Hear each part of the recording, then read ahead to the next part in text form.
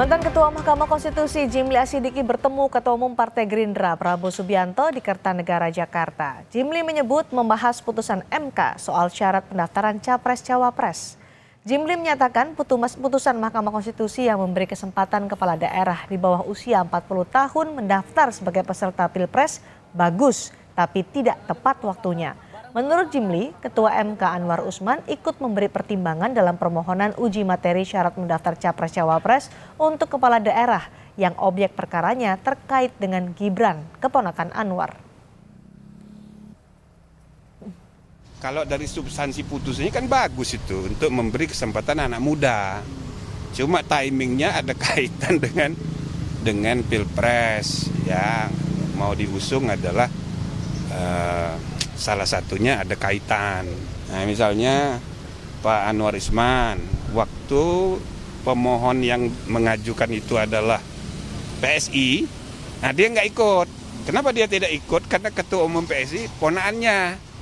Jadi kan dia udah memberi perhatian penting tentang kode etik. Tapi untuk perkara berikutnya dia ikut. Itu yang membuat keputusan jadi berubah arah. Dari menolak menjadi dikabulkan. Sehingga cara membuat keputusan ini dipersoalkan orang.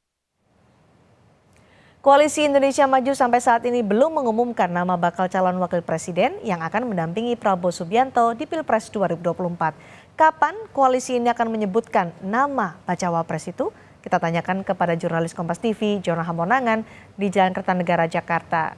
Jonah, publik masih menunggu nama yang akan disebut oleh Koalisi Indonesia Maju sebagai bacawa pres pendamping Prabowo Subianto. Sudahkah ada rapat internal yang digelar di Kertanegara malam hari ini?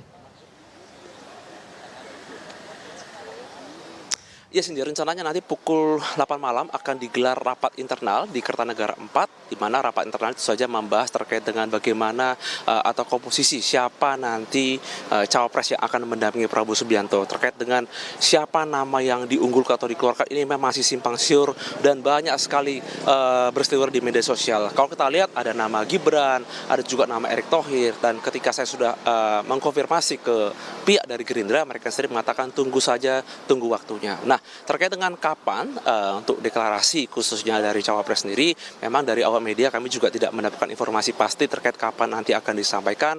Tapi yang pasti ketika nanti akan masuk pembahasan, maka nanti akan muncul atau mengerucut satu nama yang cukup kuat. Nah, dari informasi yang kami dapatkan, memang kami mendapat kabar bahwa Gibran Rakabuming juga sudah terbang dari Semarang ke Jakarta. Apakah ini ada kemungkinan lain mungkin akan merapat atau tidak, ini masih juga berita yang sumir. Tapi yang pasti terkait dengan adanya rapat yang akan digelar malam ini akan membahas terkait dengan komposisi. Tidak hanya komposisi nanti siapa cawapres yang akan mendampingi Prabowo Subianto, tapi juga nanti mungkin akan dirumuskan terkait dengan mungkin dari tim pemenangan. Di mana saja untuk komposisi ini cukup penting dalam rangka untuk memenangkan. Apalagi kalau kita lihat terkait dengan adanya dua paslon yang sudah mendaftar, dari paslon Ganjar Mahfud MD dan juga Anies dan Caimin.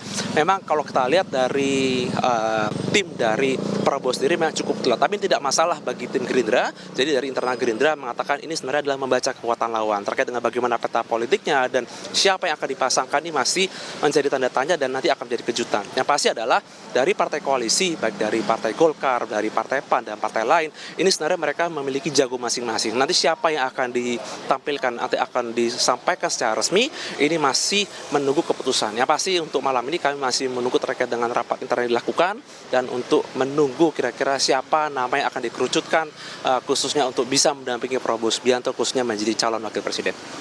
Baik, terima kasih Jonah Hamonangan melaporkan langsung dari Jalan Kertanegara, Jakarta. Terima kasih, Jonah.